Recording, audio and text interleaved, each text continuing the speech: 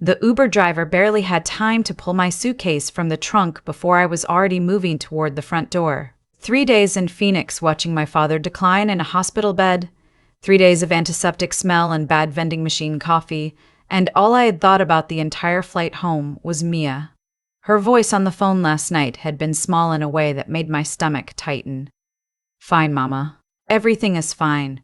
7-year-olds are bad liars." The porch light was on. Through the front window, I could see the warm flicker of the television, hear laughter. Not just my husband's laugh. Something higher-pitched, more performative. My key stuck in the lock the way it always did when the weather dropped below 40, and I gave it the familiar half-turn. The smell hit me first. Takeout. Good takeout. Not the kind you order when you're trying to feed a kid on a Tuesday night. The kind that comes in white boxes with gold lettering. My husband Ryan was on the couch with his sister Jade beside him, close enough that her bare feet were tucked under his thigh like she owned the furniture. 3 empty wine glasses on the coffee table. Jade's 2 boys, 12 and 9, were sprawled across the living room floor playing video games at a volume that should have shattered glass. The good throw blanket, the cashmere one I bought with my bonus, was balled up under the younger one's head. "Hey," Ryan said. He stood up a beat too late, that half-second delay that tells you someone is recalibrating. "Didn't expect you until tomorrow." Flight changed. I set my bag down. My eyes moved through the room automatically, the way a mother's eyes always move through a room. "Where is Mia?" Jade reached for her wineglass. "She went to bed early. You know how she gets when the boys are over. Very sensitive." The words landed like a flick to the ear. Very sensitive. I had heard Jade use that word about my daughter the way other people use the word difficult. "She goes to bed at 8:30. I looked at Ryan. "It's 6:45. He shrugged with his whole body. The gesture I had come to understand meant he didn't want to have this conversation in front of his sister. She was being a little dramatic. Jade asked the boys to use her room for their stuff, and Mia made it a whole thing. I told her to take a break in the laundry room until she could calm down. I was already moving before he finished the sentence. The laundry room is at the back of the house, past the kitchen, past the mudroom. It shares a wall with the garage. In December in Colorado, with a furnace that we had been meaning to fix for 2 months, it was the coldest interior room in the house. I pushed the door open. Mia was sitting on top of the dryer, knees pulled to her chest, wearing her school uniform because no one had told her to change. Her backpack was still on. She had her stuffed rabbit, the one she named Clover, pressed flat against her face, and when the light from the hallway spilled in, she flinched. "Mama!" Her voice cracked straight down the middle. I crossed the room in 2 steps and lifted her off the dryer. She was shaking.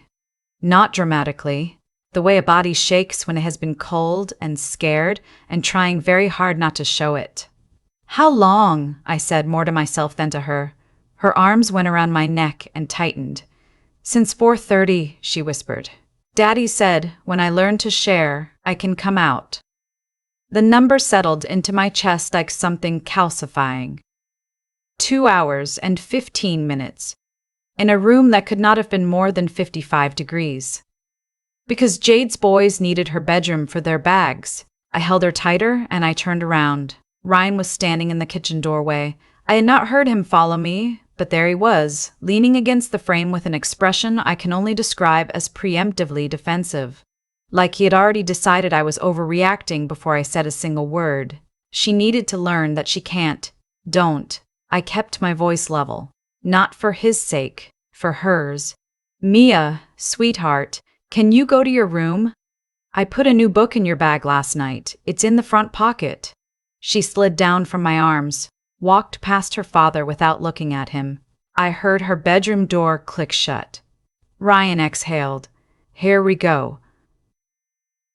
I looked at my husband. I looked at him the way you look at something you have been making excuses for so long that when you finally see it clearly, it is almost a relief. "I want your sister out of my house in 20 minutes.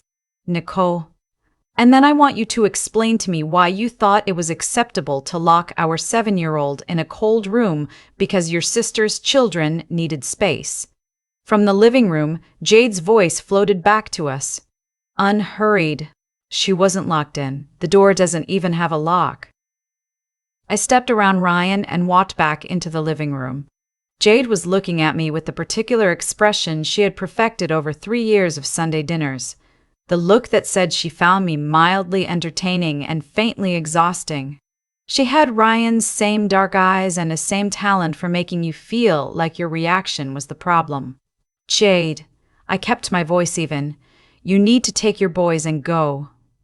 She set her glass down with a small, deliberate click. Ryan and I were having a conversation. That conversation is over. Get your things. Ryan stepped between us. No. I looked at him directly. This is my house. My name is the only name on the mortgage because you haven't had a consistent income in 14 months. So when I say it's time for your sister to leave, it's time for her to leave. The room got very quiet except for the video game sounds, which suddenly seemed obscene. Jade looked at Ryan. That particular look, the one that passed between them sometimes, that I told myself for years meant nothing. She gathered her boys and their things with the slow performance of someone demonstrating that they were not being rushed.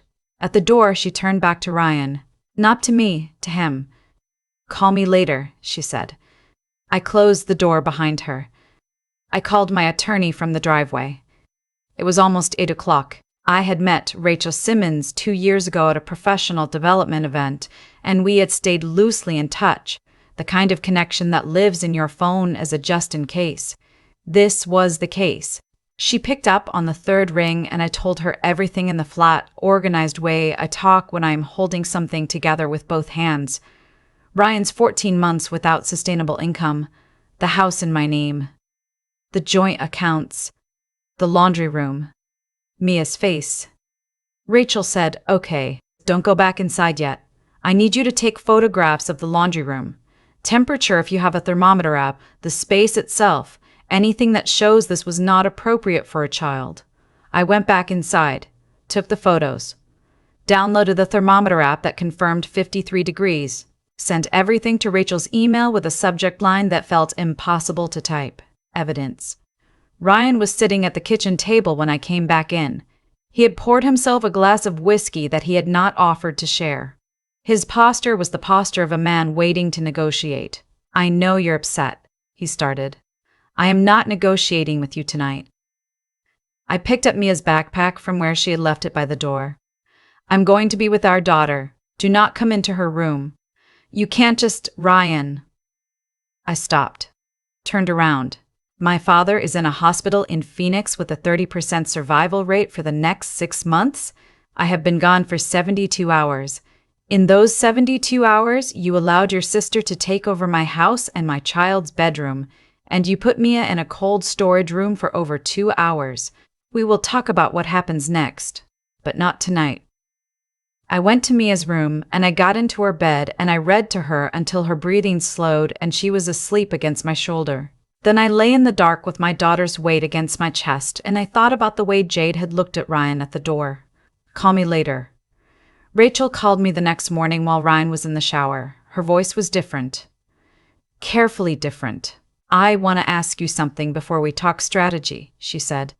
"Your joint checking account. When did you last look at it closely? Not the balance, the transactions." I opened the banking app while she was talking, and then I sat down on the floor of my home office because my legs stopped working. 14 months of Ryan being between consulting projects, and I had been covering everything without really looking, the way you don't look at a bruise when you already know it's there. I had been depositing my paycheck, paying the bills, and trusting that the balance declining slowly was just the ordinary math of one income. It was not ordinary math. "There's a Venmo," I said, "once a month, to someone called JK Events. $700. "How many months?" I scrolled. My throat tightened. 11. Keep scrolling. The wire transfers were worse. They started 8 months ago. 3 separate amounts ranging from $4,000 to $9,000, all to a business entity called Meridian Design Group, LLC. I had never heard of Meridian Design Group, LLC. I had never heard of Meridian Design Group. I had never authorized any of these transfers. Rachel? I know. That's almost $40,000. I know. I have someone who can pull business registration records. Give me a few hours.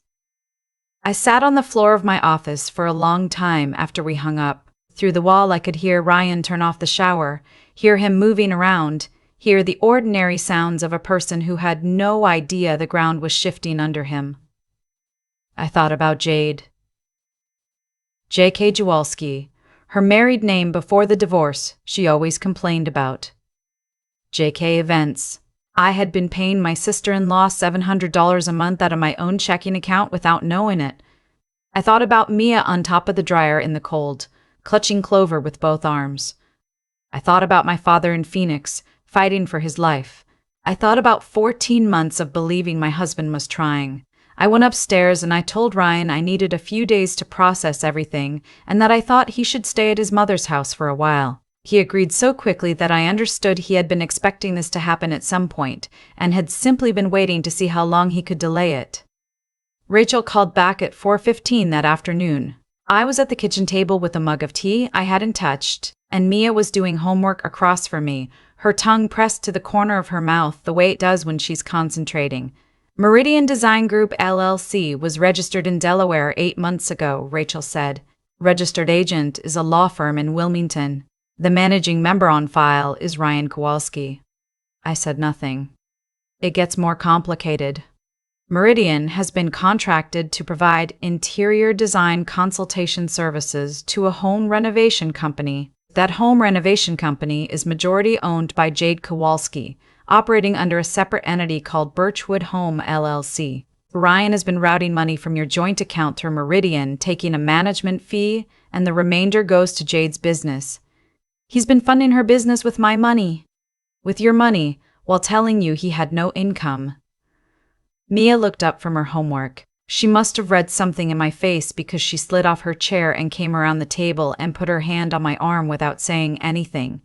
7 years old, and she already understood the specific silence of a parent trying not to fall apart. I covered her hand with mine. What do? I asked Rachel. You don't do anything yet. You don't confront him, you don't call Jade, you don't move any money. You let me do the work. I'm filing for emergency dissolution on Monday morning.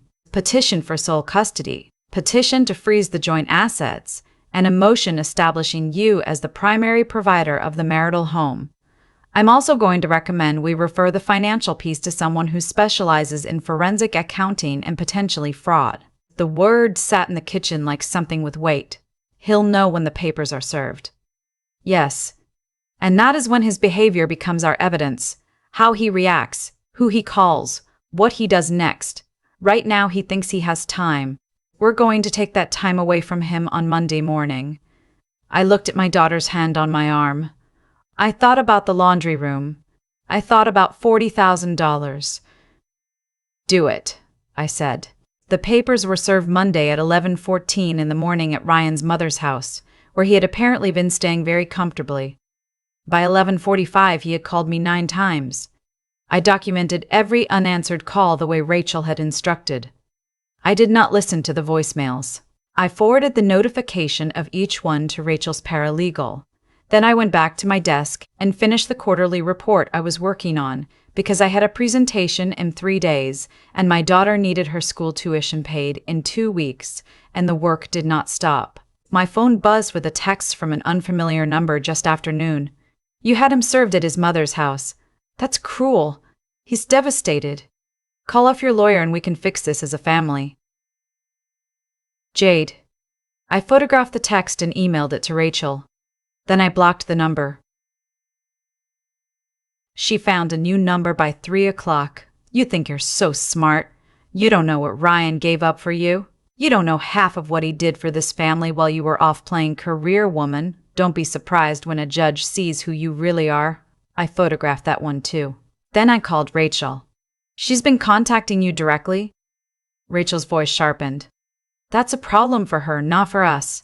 Keep every message. How many accounts has she used? 2 so far. Perfect. I'll add harassment to the petition. Nicole, I need you to understand something. What she's doing right now is exactly what people do when they know the financial exposure is serious. She's trying to rattle you before we can build the case. Don't engage. Don't respond. Don't even react where she might see it. I know. I also heard from the forensic accountant this afternoon. She pulled Ryan's personal credit history. There are 3 credit cards in his name that he opened after you were married that you appear to have no knowledge of. Combined balance is just over $22,000. I pressed my fingers to my forehead. Please tell me those aren't also, 2 of them have your social security number listed as an authorized user. Yes, he may have application errors. He may have done it intentionally to leverage your credit score. Either way, this is now a matter for the district attorney's office. The number on the whiteboard in my head kept growing. 40,000 from the joint account, 22,000 in hidden credit. The $700 a month to Jade's fake event company for nearly a year. $66,000, minimum, taken from my life while he sat in our house telling me he was trying, while he put my daughter in the cold. I did not sleep much that week. I slept enough to function, and I got Mia to school every day, and I sat through my presentation and took the client questions and thanked the managing director for his feedback.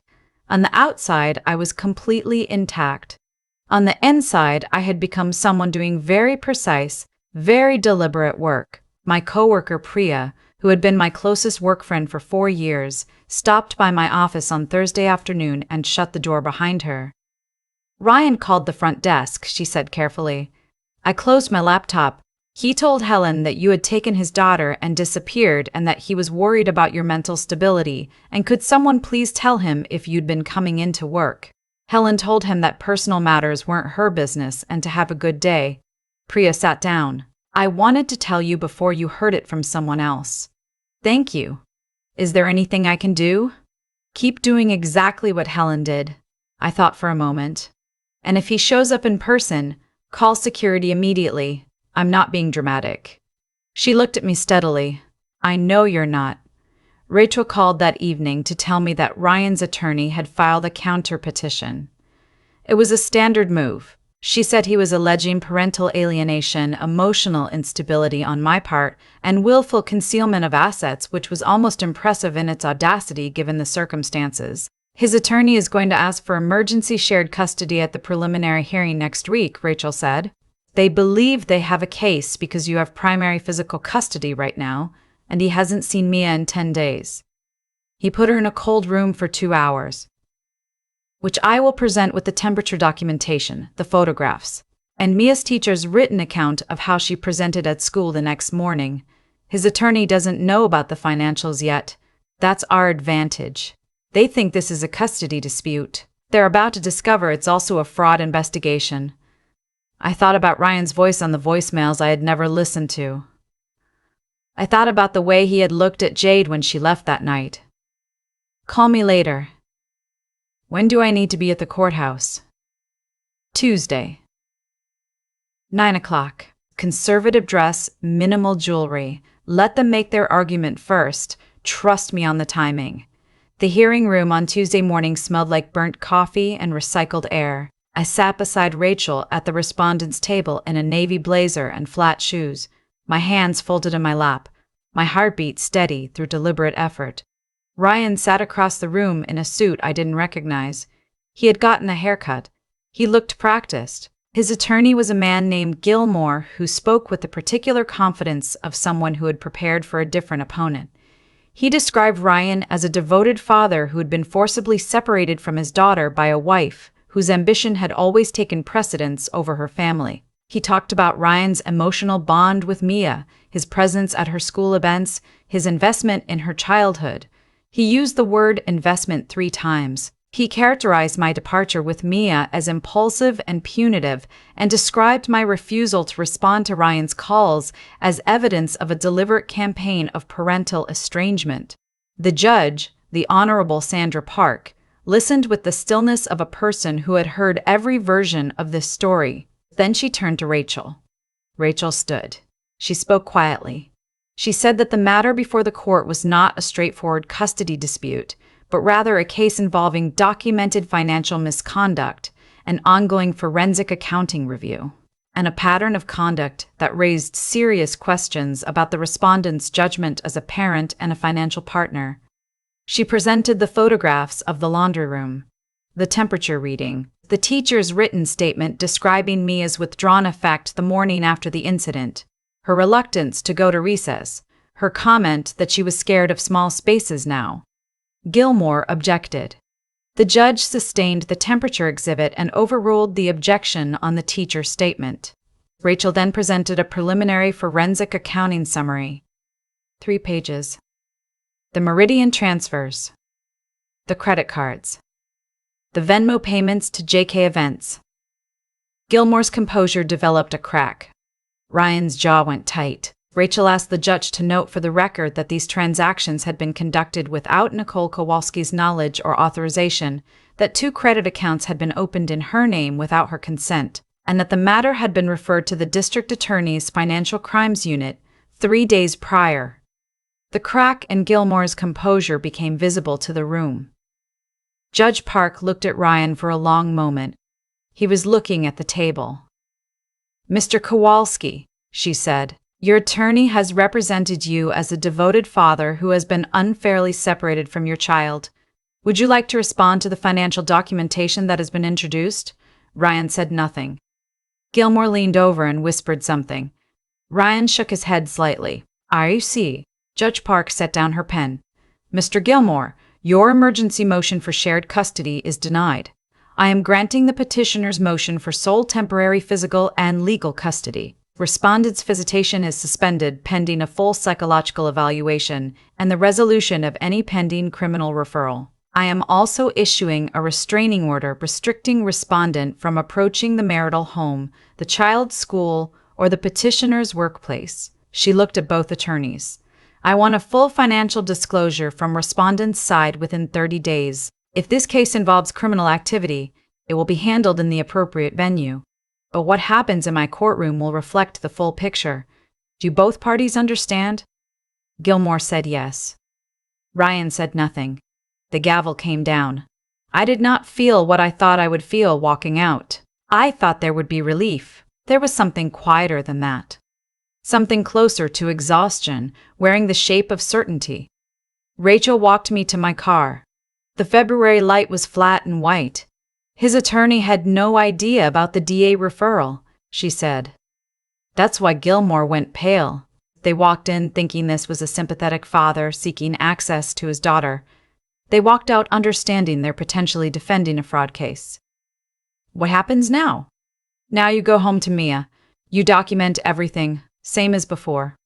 If Ryan contacts you directly, forward it to me immediately.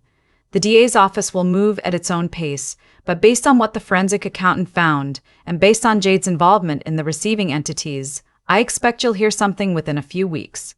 I heard something in 11 days. I was sitting at my desk at work, genuinely working, when my phone lit up with a call from a number I didn't recognize. The area code was local. I answered. "Ms. Kowalski, this is Investigator Chen with the Denver DA's Financial Crimes Unit. We spoke briefly last month when your attorney's office submitted documentation. I'm calling to let you know that we have executed a search warrant this morning on the offices of Meridian Design Group and Birchwood Home LLC. We've also executed a warrant at the residence of Ryan Kowalski, currently staying at his mother's address in Centennial."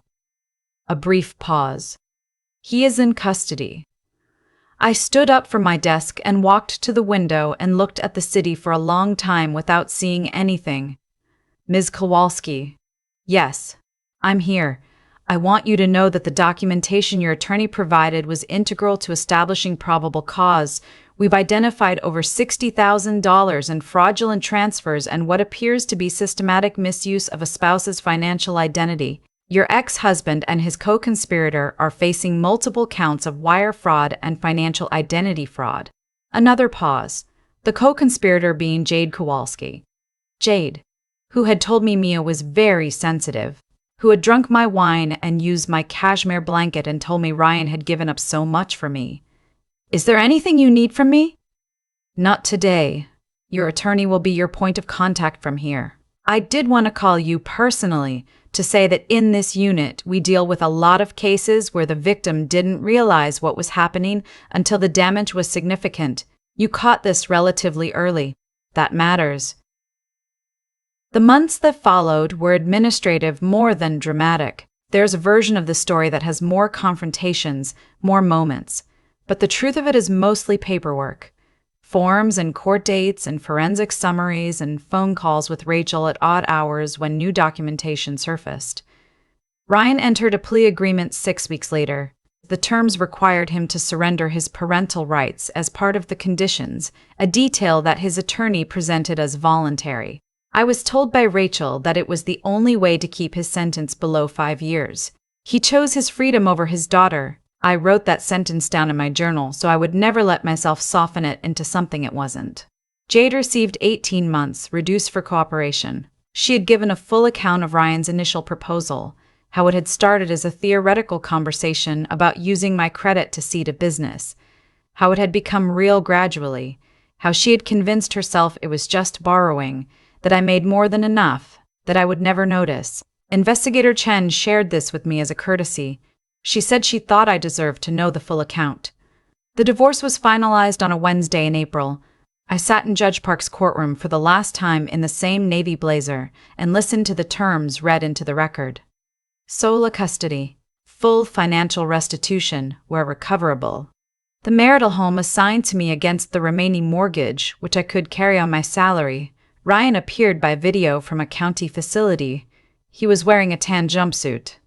He looked at the camera once, briefly, and then looked away. I did not look away. I looked at him until the connection dropped and the screen went dark. My father came out of the hospital in March. He is slower now and uses a cane and calls me every Sunday evening at 7 o'clock. When I told him the full story, he was quiet for a long time, and then he said, "I'm sorry I wasn't there." I told him he was there every time I needed to remember that men are supposed to protect their children. I had known that because he had shown me. He went quiet again, but it was a different kind of quiet. Mia went back to seeing her school counselor, a woman named Miss Duffy who teaches her something called the worry jar. She puts things that scare her on small slips of paper and she closes the lid, and she decides that those things are contained. She has not asked about her father in several weeks. When she does ask, I answer honestly and carefully and without more detail than she needs. She is resilient in ways that are both remarkable and heartbreaking to watch. On a Saturday in May, we drove up to Rocky Mountain National Park with a picnic and hiked a trail that Mia picked from a trail map. She ran ahead to every clearing and waited for me with her arms stretched out. This habit she has developed of showing me the view before I arrive at it. "Look, Mama. Look." At the top of a small ridge with a view of the entire valley. She sat down next to me and leaned her shoulder against mine. "Are we going to be okay?" she asked. I looked at the valley below us, the kind of view that makes your ordinary life seem temporarily legible, like you can see the shape of it from enough distance. "Yes," I said. "We already are." She considered this. Is okay the same as happy? Sometimes. And sometimes okay comes first, and happy comes after. She thought about it the way she thinks about things, slowly and with her whole face. Then she nodded like she was filing it away. She reached into the picnic bag and found the bag of pretzels and handed me some without being asked. We sat there for a while, eating pretzels and looking at the valley. The wind came up the ridge and moved her hair across her face, and she didn't push it away. I had not started the foundation yet. That would come the following winter, a small organization focused on providing legal resources and financial advocacy to women in the process of leaving. I would name it for the woman I had been on that first night, standing in a cold laundry room doorway with a shaking child in my arms, and just enough anger to keep my hands steady. I would not call it something hopeful. I would call it something hopeful. I would call it clear ground, because that is what you need first. Not a destination, just ground that has been cleared. But that afternoon on the ridge, none of that existed yet. There was just the valley and the pretzels and my daughter's shoulder, warm against mine, and the understanding, quiet and solid as the rock beneath us, that the worst thing that had happened to us had also, in some way I was still learning to articulate, been the last necessary thing. I had not chosen this. None of it. But I had chosen every step after it, each one deliberate, each one taken, with my eyes open and my daughter's hand somewhere near mine. On the drive home, Mia fell asleep in the back seat with her cheek against the window and Clover tucked under her chin. I drove through the mountains in the long late light, and I kept both hands on the wheel and I thought about nothing except the road ahead of us, which was clear and wide and entirely ours.